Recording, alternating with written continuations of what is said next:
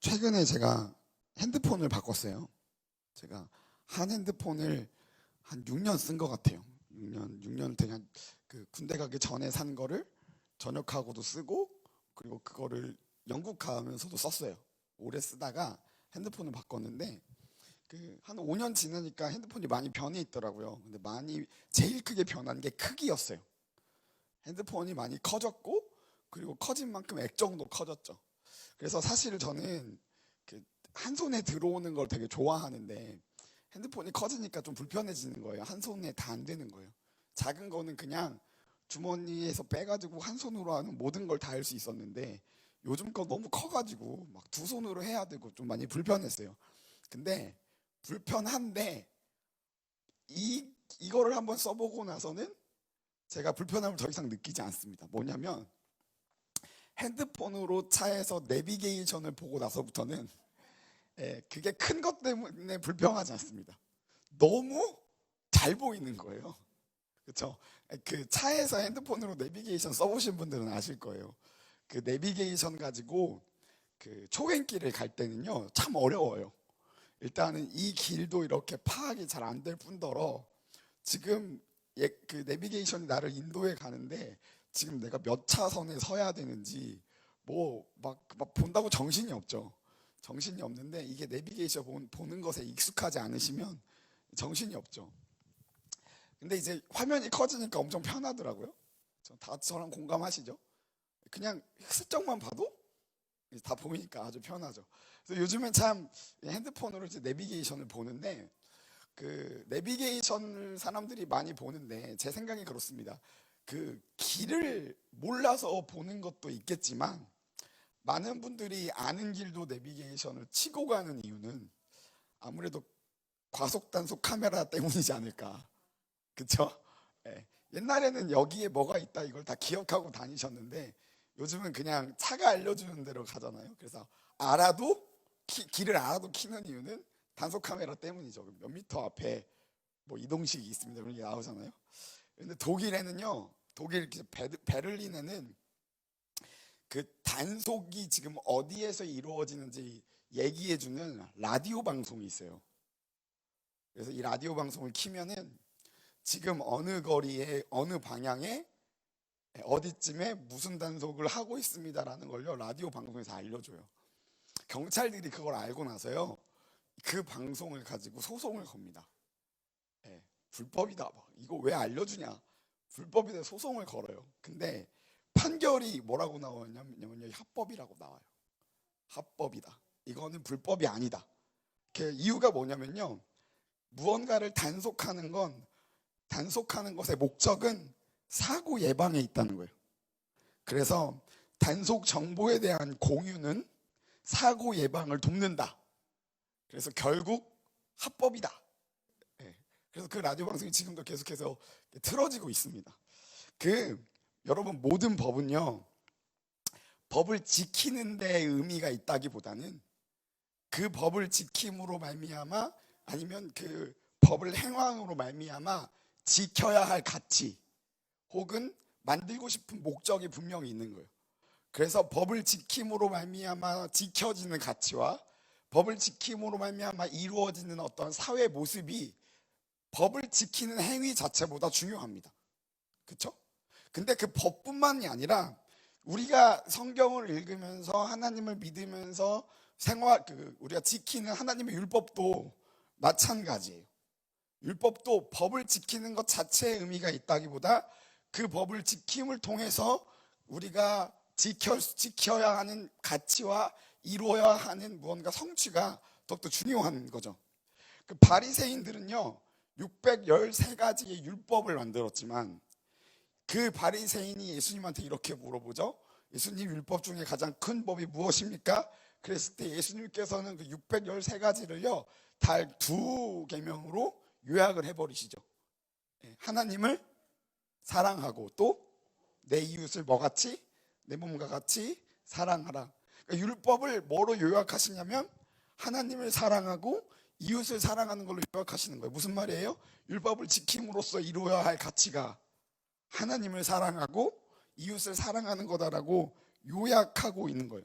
여러분, 하나님의 백성은요, 하나님의 법을 따르는 자들입니다. 아멘이세요?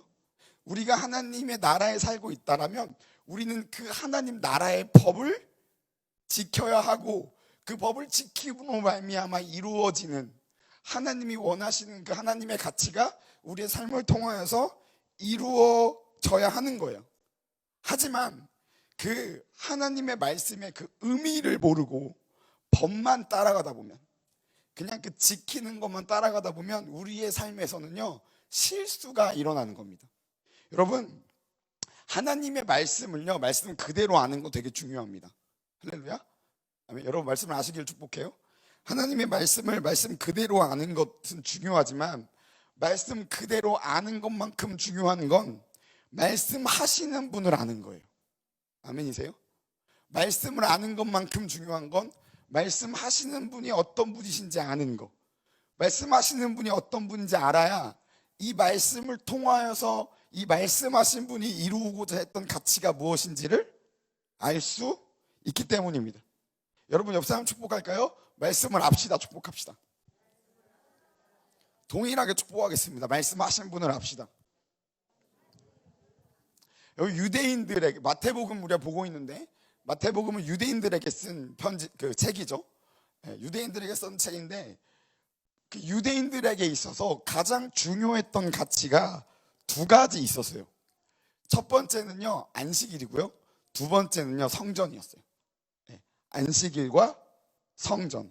그러니까 하나님이 그 이집트에서 이스라엘 백성들을 구원하신 이후에 10가지 계명을 주실 때 안식일을 지켜 거룩하게 지키라라고 이야기를 했습니다. 그 말은 무엇이냐? 너희는 세상과 구별되게 삶으로 하나님의 백성임을 드러내고 하나님이 이 땅에 살아계신 분임을 증거하라라는 뜻이었어요. 그러니까 안식일을 근데 그들이 왜 지켜야 했냐면, 안식일을 지키면서 기억해야 할 가치가 무엇이었냐면 두 개 있는데, 첫 번째는요, 창조주 하나님이에요. 하나님이 6일 동안 세상을 지으시고 7일째 쉬셨던 걸 기억하는 거예요. 그래서 7일 하루를 하나님께서 쉬신 것처럼 우리도 쉬면서 누굴 기억하는 거예요? 창조주 하나님을 기억하는 거예요. 두 번째는 뭐냐면요, 우리를 구원하신 하나님의 구원을 기억하는 거예요. 그 출애굽 2세대가 이제 가나안 땅으로 들어가기 전에, 모세가 하나님의 품으로 올라가기 전에 십계명을 출애굽 2세대들에게 가르칠 때 너희 하나님의 구원을 기억하라라는 말과 함께 안식일을 지킬 것을 명령합니다. 그러니까 안식일에는 두 가지 의미가 있는 겁니다. 창조주 하나님을 기억하는 것과, 그리고 우리를 구원하신 하나님의 구원을 기억하는 거예요. 쉬는 것 자체에 의미가 있다, 아니면 하나님을 기억하고 하나님을 예배하는 것에 의미가 있다. 하나님을 기억하고 하나님을 예배하는 것에 의미가 있었어요. 근데 안식일이 그렇게 시작됐지만 이스라엘의 역사가 계속해서 진행되면서요, 이 의미와 가치가 조금씩 바뀌기 시작합니다. 아시다시피 이스라엘은요, 가나안 땅에 들어가고 나서 특수한 하나님의 사람들이 세워진 어떤 특수한 때를 제외하고는 평균적으로 하나님을 떠나 있었어요. 평균적으로 하나님의 약속에 신실하지 못하게 살고 있었습니다. 그러다가 하나님이 다른 나라들을 통하여서 이스라엘을 멸망시키시고, 그리고 조금 이따 이야기하겠지만 하나님의 임재의 상징이었던 성전이 파괴되고, 그리고 법궤가 없어지기 시작하면서요, 이제 하나님의 그 백성들이 그 말씀으로 돌아가자는 말씀 회복운동을 막 일으킵니다. 근데 그 시절에 나라가 빼앗기고 성전도 없어지고 하나님의 임재의 상징인 그 성전과 법궤도 사라지니까 그들이 물리적으로 우리가 하나님의 백성이다라는 걸 스스로 정체성으로 삼으면서 지켜야 했던 것이 뭐냐면 안식일이었어요. 내가 안식일을 지킴보다 유대인인 거예요. 내가 안식일을 지키면 하나님의 백성인 거예요. 그래서 그 포로기 때와 예수님 시대까지 이를 때 그 사람들이 안식일은 그 이스라엘의 어떤 정체성처럼 느껴지고 그것을 반드시 지켜야만 하는 일로 그 신약 시대에 오기까지 그것이 굳어집니다. 그게 굳어져요. 그러면서 아까도 말씀드렸죠. 그 다음에 이제 중요하게 생각했던 게 성전이에요. 성전. 아까도 말씀드렸지만 성전은요 하나님의 임재의 상징입니다. 성전의 그 구약 시대에 의하면 그 성전이 모세의 장막, 우리가 배웠죠? 출애굽 때 우리가 배웠던 성막으로부터 시작되거든요. 성막에서 가장 중요한 거 지성소에 뭐가 있었죠? 법궤가 있고 그 법궤 위에 하나님께서 임재하셨던 임재의 푸른 불꽃이 있었어요. 주님의 영광이 있었고, 그리고 그 주님의 영광 위로부터 뭐가 일어나죠? 구름 기둥과 불 기둥이 일어나는 거예요. 사람들이 구름 기둥과 불 기둥 떠 있으면 뭘 기억하는 거죠? 하나님의 임재를 기억하는 거예요. 근데 이게 이제 가나안 땅으로 들어가고 나서 많은 시간이 지난 이후에 다윗이 하나님의 그 임재와 하나님의 그 법궤를 그 뭐라고 할까요? 어느 한 곳에 특수한 곳에다 놓기 시작하죠. 그래서 뭐가 지어지죠? 성전이 지어져요. 솔로몬을 통해서. 그래서 솔로몬의 이 성전을 짓고 성전 봉헌식을 하나님께 드렸을 때 거기에 뭐라고 되어 있냐면 하나님의 영광이 그 성전에 가득하더라라고 했어요. 성전에 하나님의 영광이 가득했다는 건 무엇이에요? 하나님이 우리와 함께 하신다라는 뜻이었어요.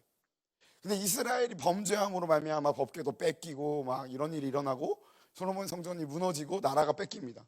그러고 나서 에스라 느헤미야 때 하나님의 사람들을 일으켜가지고 다시 그 나라에서 쫓겨났던 사람들이 다시 이스라엘로 돌아오자마자 한 일이 뭐죠? 성벽을 짓고 성전을 재건하는 일이었어요. 근데 재밌는 사실은 그 수룹바벨 제2성전을 수룹바벨 성전이라고 하는데 수룹바벨 성전을 다 짓고 나서 하나님께 봉헌식을 드렸을 때는 하나님의 임재가 그 성전에 가득했다는 약속이 없습니다. 하나님의 내가 너희들 중에 함께 하겠다라는 건 하나님의 약속인데 이스라엘 가운데 성전이 있었지만 뭐가 없었죠? 하나님의 영광과 하나님의 임재가 거기 없었어요. 그러니까 이스라엘 백성들은요 성전이 회복되길 기다렸어요. 할렐루야. 그리고 성전을 회복시킬 자 메시아를 기다렸던 거예요. 그래서 이스라엘 백성들에게 가장 중요했던 것이 두 가지. 뭐죠? 안식일과 성전이에요. 아주 중요하게 생각했고 아주 기대했던 것. 근데 오늘 본문에 보잖아요. 이스라엘은요 이거 두 개 때문에 예수님을 발견하지 못합니다. 말씀 한번 읽어볼까요? 우리 12장 1절과 2절을 읽어볼게요. 준비 시작.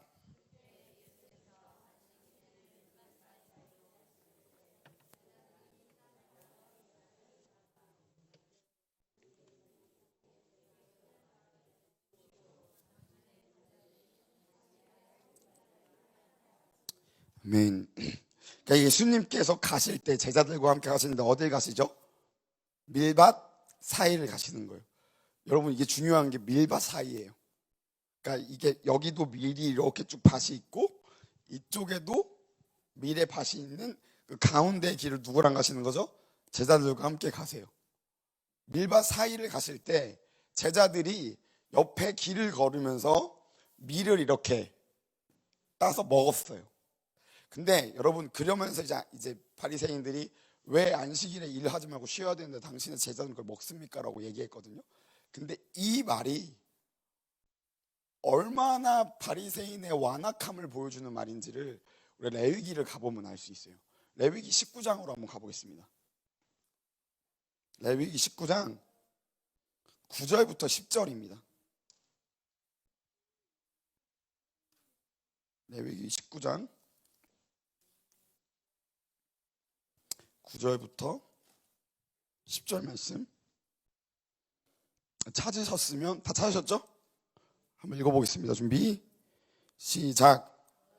너희 땅에서 곡식을 거둘 때에 너희는 밥 모퉁이까지 다 거두지 말고 내 떨어진 이삭도 줍지 말며 내 포도원의 열매를 다 따지 말며 가나안 사람과 거류민을 위하여 버려두라. 나는 너의 하나님 여호와니라. 아멘. 상상해 봅시다. 예수님께서 밀밭 사이를 이렇게 걷고 있었어요. 예수님과 제자들이. 그리고 밀밭 사이 그 길 바로 옆에는 뭐가 있었죠?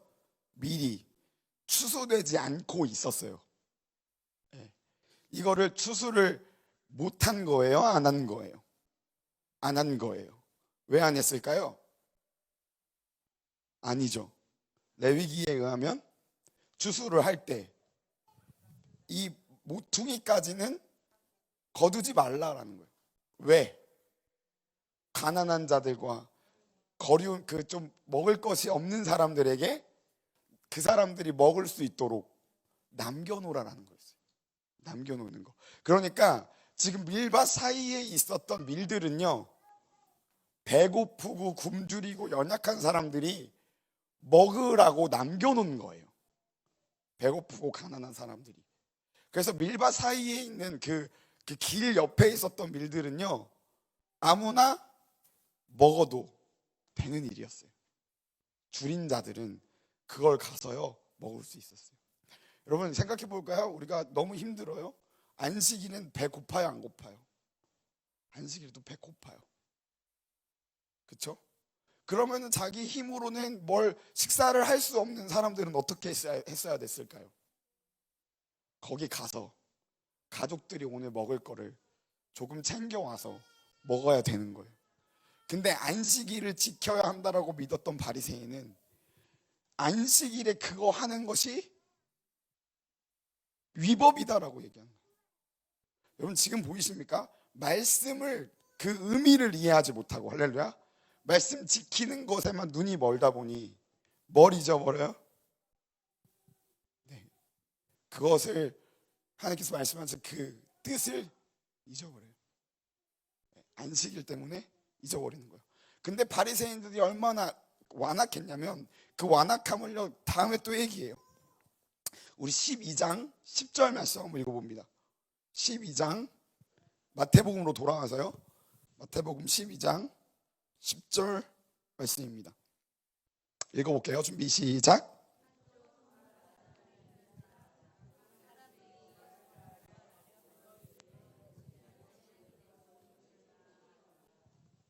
예수님께서 그 회당 가운데 가셨고 그때 안식일이었는데 그 거기에 있는 사람들이 예수님에게 물어보는데 궁금해서 물어보는 거예요? 아니면 예수님을 고발하려고 물어보는 거예요? 고발하려고 물어보는데 그 물어보는 그 내용이 뭐죠? 안식일에 손 마른 사람이 있어요. 병자가 있는 거예요. 도움 필요한 사람이 있어요. 그 회당 가운데 도움이 필요해서 온 사람들이 있어요. 근데 그 사람들을 도와주는 게 옳냐고 물어봐요. 옳으냐라고 물어봐요. 여러분 보이세요? 얼마나 완악했는지. 바리새인 이 두 구절을 보면요 우리가 상상할 수 있어요. 바리새인들이요 그 종교적인 율법을 그 율법 자체로 지키기 위해서 얼마나 많은 가치들을 훼손시키고 있었는지 볼 수 있는 거예요. 얼마나 많은 가치들. 여러분들 이것을 보잖아요. 그러면 우리가 알 수 있는 건 바리새인은요 율법은 알았지만 하나님은 몰랐습니다.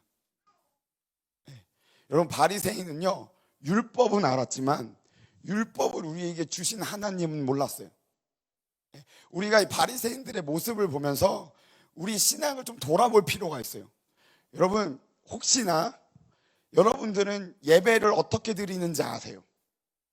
그렇지만 예배를 받으시는 하나님은 모르실 수 있어요. 여러분들이 기도를 어떻게 하는지 알지만 내 기도를 들으시는 하나님은 모르실 수 있습니다. 여러분 하나님을 찬양하는 찬양의 곡은 알지만 찬양을 받으시는 하나님은 모를 수 있어요. 여러분들이 교회에서 성도를 섬기고 교회를 섬기는 법은 잘 아시지만 우리를 섬기도록 부르신 하나님은 모를 수 있다는 거예요. 여러분 우리가 사역은 할 줄 알지만 사역의 대상이신 하나님을 모르는 그런 신앙생활을 할 수 있다는 거예요. 여기가 아주 중요합니다. 우리가 종교적으로 교회 생활은 아주 잘하지만 하나님이랑 관계가 없는 신앙생활을 할 수 있다는 거예요. 바리새인들을 통합 보면서 우리가 배워야 할 것, 그들은 율법은 알았지만 유대교는 알았지만 하나님은 몰랐어요. 하나님은 몰랐습니다. 모르셨어요. 다시 말씀으로 돌아가 볼게요. 1장과 2절에 보면요, 1절과 2절에 보면 예수님과 제자들이 안식일에 해야 되지 못할 짓을 합니다. 그래서 왜 먹냐고 물어보니까요, 예수님이요 그냥 그 레위기 말씀을 가지고 와서 이것은 원래 가난한 자들한테 먹는 거고 우리 제자들은 굶주렸다, 그게 뭐가 잘못이냐라고 이야기하실 수 있었어요. 그렇게 자기를 변론해도 괜찮았었습니다. 근데 예수님이요 이를요 키우세요. 3절 말씀 읽어볼까요? 준비 시작.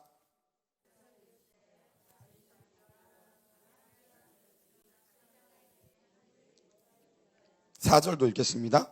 그가 하나님의 전에 들어가서 제사장 외에는 자기가 그와 함께한 자들이 먹어서는 안 되는 진설병을 먹지 아니하느냐. 5절까지 가보겠습니다. 또 안식일에 제사장들이 성전 안에서 안식을 범하여도 죄가 없음을 너희가 율법에서 읽지 못하였느니라. 여러분 이 말씀요 3절과 4절과 5절을 읽어보잖아요.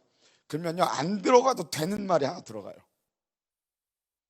4절과 5절에 이 맥락과 전혀 상관없는 게 들어가요. 뭐냐면요 4절에 하나님의 전과 5절에 성전입니다.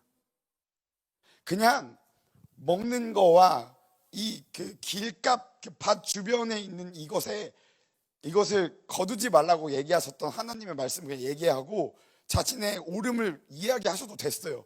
그렇게 끝나도 됐었다고요. 근데 예수님이요 이를 키워요. 이를 키우십니다. 안식일을 이야기하시면서 이를 키우세요. 성전에 대해서 이야기하시는 거예요. 아까 말씀드렸죠. 유대인들에게 가장 중요했던 가치 두 가지, 안식일과 성전이에요. 예수님이요 일부러 그것을 끄집어내시는 거예요. 안식일과 성전 때문에 유대인들이 예수님 자기를 받아들이지 못하니까, 거절하니까 예수님께서 그냥 넘어가실 수 있는 일 가지고 그 두 가지를 꺼내십니다.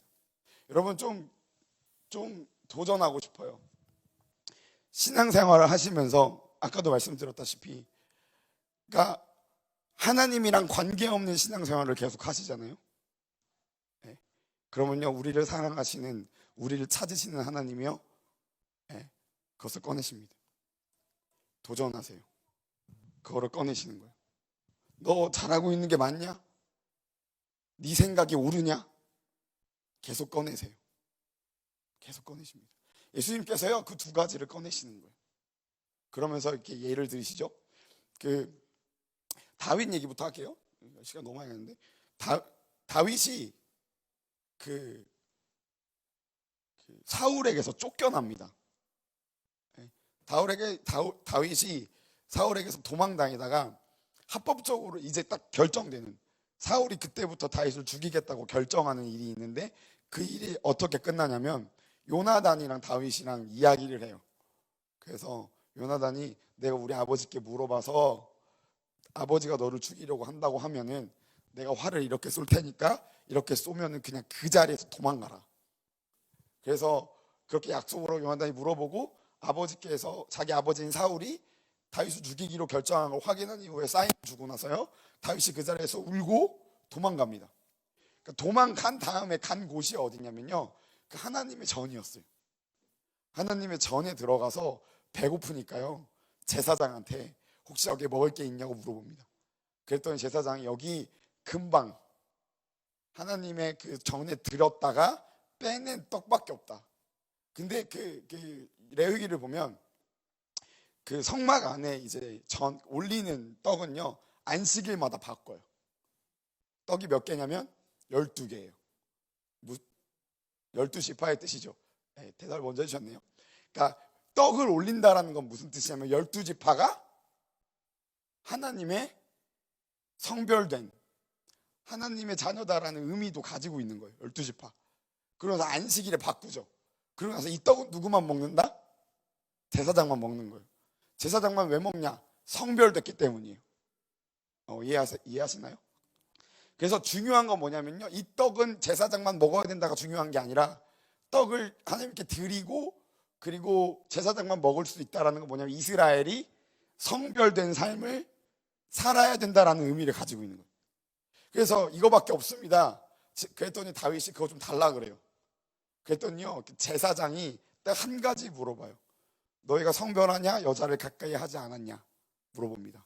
그랬더니 다윗이 나와 함께한 자들과 나는 여자를 가까이 하지 않았습니다. 그랬더니요 그 제사장이 그걸 줘요. 율법으로 따지면요 불법이에요. 근데 의미를 생각하면요 합법이에요. 왜냐하면 다윗이 그때만큼은 하나님 앞에 성별된 정결한 삶을 살고 있었기 때문에, 정결한 삶을 살고 있었으니까 예외적으로 그 떡을 먹어도 죽지 않는 일이 일어났던 겁니다. 예외적으로. 근데 이제 여기서 중요한 건요 법이 의미에 따라서 바뀔 수 있다가 아니라요 한 성전이 하나님의 전에서 그런 일이 있었다라는 거예요. 하나님의 전에서 말씀이 어겨지는 일도 있었다라는 거예요. 이야기하죠. 그리고 나서 안식일에 제사장들이 성전 안에서 일하는 것도 하나님이 인정해 주신다. 왜요? 안식일을 쉬는 것보다 중요한 게 뭐라 그랬죠? 하나님을 섬기는 거, 하나님을 기억하는 거, 창조주와 구원이신 주님을 예배하는 게 더 중요하니까 그 예배를 인도하는 제사장들이 안식일에 성막을 섬기는 것이 옳은 일이라는 거예요. 옳은 일. 이런 이야기를 하고 나서요 예수님께서 아주 귀한 이야기를 하십니다. 우리 6절 말씀 읽어볼게요. 준비 시작. 성전보다 큰 이가 여기에 있다. 예수님이요 지금 맥락이 이해가 되세요? 이스라엘이요 율법을 지키는 자들이요 그들이 지키는 그 가치 때문에 그리스도를 바라보지 못하니, 주님께서 성전과 안식일 때문에 그리스도를 받아들이지 못하니까 일부러 그것을 꺼내서 그들의 가치관을 흔들고 계시는 거예요. 그들의 가치관을 흔들고 계시는 거예요. 성전보다 큰 사람이 여기 있다. 무슨 말이에요? 이스라엘은요 성전에 하나님의 영광이 임하는 것을 기다리고 있었어요. 헤롯 성전이 예루살렘에 있었던 때에 하나님의 영광이 없는 그 성전을 보면서 가슴 아파하고 하나님의 영광이 회복되는 걸 기다리던 그들에게 성전보다 큰 이가 여기 있다. 성전을 성전답게 할 하나님의 영광을 불러올 자가 지금 너의 눈앞에 있다고 얘기하는 거예요. 받아들여요? 못 받아들여요?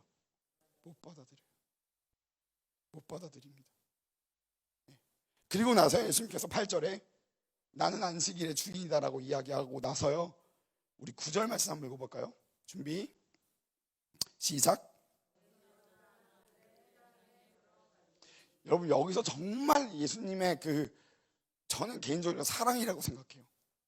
예수님을 받아들이지 못하는 그 자들을 향한 완악하고 고집스러운 자들을 향한 예수님의 사랑이 느껴져요. 어디서 느껴지냐면요 예수님께서 누구의 회당에 들어가시냐면 예수님께 질문을 하고 비난을 했던 그들이 다니는 그 회당에 가세요. 그들과 같이 가셨겠죠.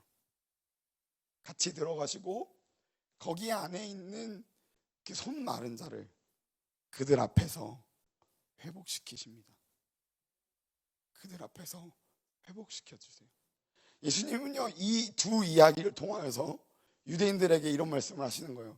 너희들이 기다려온 자가 안식일과 성전의 주인이 나다라고 이야기하시는 거예요. 나다라고 이야기하세요. 여러분 좀 격려하고 도전합니다. 하나님은요 우리를요 계속 찾으세요. 아멘이세요? 우리가 하나님의 전에 있든 아니면 하나님을 향해서 하나님으로부터 도망가고 있든, 내가 하나님 안에 있다고 생각하지만 전혀 하나님이랑 관계없는 신앙생활을 하고 있든지 상관없이요 하나님은 우리를 찾으세요. 계속해서 찾으십니다. 그래서 어떻게든 내 안에 하나님이 들어오시길 원하시고 그것을 위해서 성령을 통해서 책망하시고 환경을 통해서 흔드시고 목회자들을 통해서 권면하시고 환경을 통해서 나를 돌아보게 하세요. 그런데 안타까운 사실은 우리가 그 고집을 버리지 못하면, 우리가 옳다고 생각하고 우리가 이것이 삶의 방식이다라고 믿는 그것 때문에, 바로 그것 때문에 주님을 버려요. 주님을 버리게 되는 거예요. 안식일과 성전에 대해서 유대인들이 이걸 버리지 못하니까 이것 때문에 유대인들이 예수님을 죽입니다. 이 두 가지 생각이 변하지 않으니까 유대인들이 예수님을 십자가에 못 박는 거예요. 여러분 좀 도전합니다. 도전해요. 우리가 여기 앉아 있지만 여러분 하나님이랑 관계가 좋지 않으신 분들 계시죠? 우리가 신앙생활 열심히 하고 교회를 섬기기도 하고 교회의 어떤 자녀들과 목회자를 섬기기도 하고 교회의 수많은 것들을 여러분들이 챙기고는 있지만 혹시나 하나님이랑 관계는 소원해지시지 않으셨습니까? 여러분 하나님, 여러분들 안에 하나님이 계세요? 계십니까? 계시지 않으시는 분이 여기 계신다면 여러분 지금 성령님께서 여러분들의 삶 가운데 무엇을 책망하고 계시는지 돌아보시길 축복합니다. 성령께서 우리 영혼들을 흔드십니다. 우리의 마음을 흔드세요. 우리의 삶을 흔드시고 우리를 돌아보게 하시는 거예요. 그래서 우리 고집으로 말미암아 누리지 못하고 있는 하나님의 나라를 준비하시고 우리가 가지고 있는 고집을 내려놓기를 주께서 바라시는 거예요. 주님께서 바라세요. 사실 이 본문에 우리가 읽었던 이 본문의 가장 중요한 구절은 7절입니다. 제가 읽을게요. 나는 자비를 원하고 제사를 원하지 아니하였노라 하신 뜻을 너희가 알았더라면 무죄한 자를 정죄하지 않았을 거다. 이 말을 돌려 말하면 저는 이걸 읽으면서 이렇게 읽었어요. 나는 너희가 말씀을 너희에게 주신 율법을 너희에게 주신 하나님의 자비를 너희가 알았으면 좋겠다 라고 읽혀졌어요. 네. 여러분 좀 고개 들어볼까요? 하나님 우리를 사랑하세요? 아멘. 그리고 하나님 우리를 찾으세요? 그리고 제가 부족하지만 한 가지 약속드릴 수 있는 건, 믿음으로 약속드릴 수 있는 건, 여러분들이 누리게 될 하나님의 나라는요 여러분들이 생각하는 것보다 더 위대하다는 거예요. 하나님이 여러분들에게 주시고 싶어 하신 하나님의 약속은요 여러분들의 생각을 뛰어넘는 거예요. 하나님이 여러분들에게 주시고자 하는 영생은요 여러분들의 이전까지 느꼈던 그리고 누렸던 수많은 즐거움보다 더 위에 있는 거예요. 그것을 위해서 우리가 가지고 있는, 우리가 옳다고 생각하지만 주님이 보시기엔 부족한 우리의 가치들을, 우리의 믿음들을 하나님은요 내려놓기를 원하시는 거예요. 내려놓고 정말 생명을 주실 곳으로 오라고 우리를 초청하십니다. 하나님, 예수님께서 거기서 어떤 일이 일어나실지 알지만 그럼에도 불구하고 그들의 회당으로 들어가셨더니요 그들을 포기하지 않으셨던 거예요. 바리새인도 포기하지 않으셨던 거예요. 여러분 우리 안에 그 신앙이 회복되어지길 축복합니다. 그 종교 생활만 쌓아가고 우리 신앙 생활만 늘어나는 게 아니라 그 늘어남을 통하여서 하나님을 더욱더 깊게 알게 되는 우리의 신앙이 회복되어지길 축복합니다. 우리 신앙 생활을 통하여서 하나님을 더욱더 알게 되길 축복합니다. 여러분들의 아이들을 가르치면서 말씀을 알듯 말씀하신 하나님을 알고 우리가 교회를 섬기면서 우리가 말씀을 알듯 우리를 섬기라고 부르신 하나님을 더욱더 알아가는 그것이 회복되어지길 축복해요. 우리가 이것을 위해서 반드시 알아야 할 것, 책망은요 가슴이 아픈 거예요. 내가 잘못됐다, 내 생각이 부족하다라는 걸 인정하는 건요 어려워요. 아주 어렵습니다. 제가 요즘 그 청년부들이랑 독서 모임을 시작했어요. 독서 모임을 시작했는데 그 사랑에 대해서 우리가 분명히 알자. 이 젊은 세대들 가운데 가장 왜곡된 가치가 있다면 전 연애와 사랑이라고 생각해서 우리가 크리스천으로서 올바른 연애와 올바른 가치관으로 올바른 사랑을 하기 위해서 최소한으로 알아야 할 것들을 우리가 좀 같이 공부해보자라고 시작했어요. 근데 그 과정을 하다 보면요 사랑에 대해서 이렇게 그리고 알아가다 보면 우리가 반드시 직면해야 되는 문제가 있어요. 뭐냐면요 사랑받지 못했던 내 자신이에요. 반드시 직면해야 돼요. 그러니까 사랑받지 못했던 내 자신, 내 안에 아직도 사랑을 갈구하는 어린아이가 있다라는 사실을 인정하지 못하면 우리는 올바른 사랑을 할 수 없어요. 네, 아멘이세요? 그걸 인정하지 않으면요 우리는 이 왜곡되고 결핍이 원하는 방식으로만 사랑을 하게 되기 때문이에요. 근데 이거를요 인정하게 하는 게 너무 어려워요. 너무 어려워요.